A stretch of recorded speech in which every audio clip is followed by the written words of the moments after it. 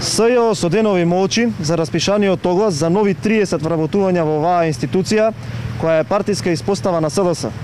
СЈО со годишен буџет од 4 милиони евра, за кој нема прецизни информации колку и како се троши, ги вдомува исклучително партиските експоненти на СДС, нивните деца или внуци, или блиските роднини на самите обвинители во оваа местна организација на партијата на власт. Со тие пари се покриваат вработувањата на Берниса Ракиќ, ќерката на Есат Ракиќ, поранешен функционер на СДС, Катерина Рамбабова, ќерка на кандидат за пратеник од редовите на СДС, Милет Рајковски, советник од редовите на СДС во Советот на општина Крива Паланка, Ѓорги Камчев, кој според објавените информации активно учествува во протестите во организација на Шарената револуција и уште десетина други активисти на СДС или нивни деца.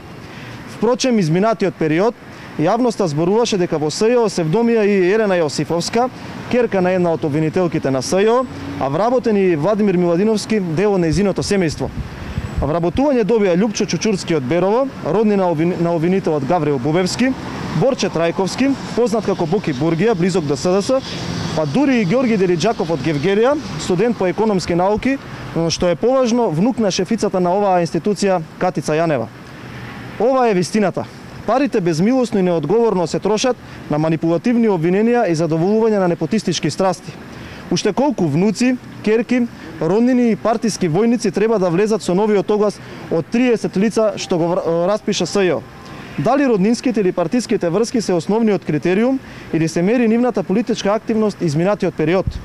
Очигледно СЈО планира со парите на граѓаните да вработува партиски или роднински подобни лица, па затоа нема да не зачуди ако во новиот оглас видиме некој шарен револуционер, твитер лик или партиски војник на СДС, кои особено се покажале во деструкцијата и спроведувањето на партиската волја на Заев.